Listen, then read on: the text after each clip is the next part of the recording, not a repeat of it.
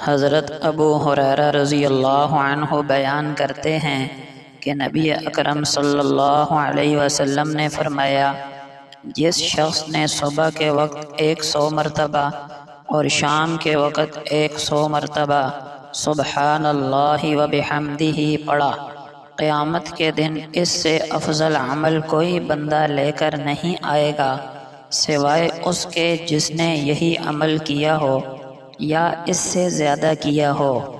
حضرت عبداللہ بن عمر بن عاص رضی اللہ عنہ فرماتے ہیں کہ نبی اکرم صلی اللہ علیہ وسلم نے فرمایا، تمہارے اندر ایمان پرانے کپڑے کی طرح بوسیدہ ہوتا رہتا ہے، اس لیے اللہ تعالی سے اپنے دلوں میں ایمان تازہ رہنے کی دعا کیا کرو۔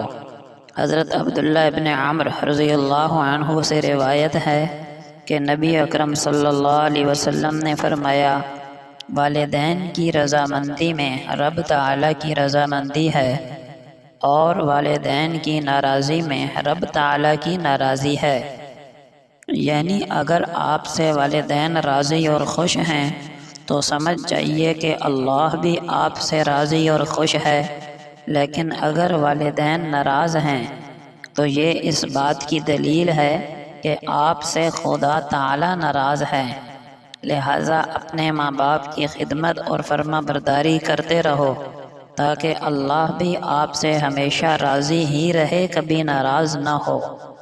نبی اکرم صلی اللہ علیہ وسلم کا فرمان ہے، جو شخص اس حالت میں صبح کرے کہ وہ تندرست ہو، اپنے اہل و عیال میں پرامن ہو اور اس کے پاس ایک دن کی غذا موجود ہو، تو گویا اس کے لیے پوری دنیا کو جمع کر دیا گیا۔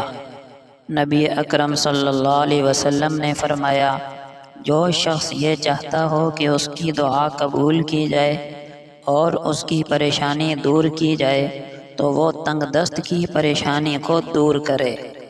نبی اکرم صلی اللہ علیہ وسلم نے حضرت انس رضی اللہ عنہ کو مخاطب کرتے ہوئے فرمایا، اے انس، اچھی طرح وضو کیا کرو، اس سے تمہاری عمر میں اضافہ ہوگا۔ میرا جو بھی امتی تم سے ملے اسے سلام کیا کرو، تمہاری نیکیاں بڑھیں گی۔ گھر میں داخل ہوتے وقت سلام کیا کرو، تمہارے گھر کی خیر و برکت بڑھے گی۔ چاشت کی نماز پڑھتے رہا کرو، اس لیے کہ تم سے پہلے جو اللہ والے تھے ان کا بھی یہی طریقہ تھا۔ چھوٹوں پر شفقت اور بڑوں کی عزت کیا کرو، قیامت کے دن میرے ساتھیوں میں سے ہوگے۔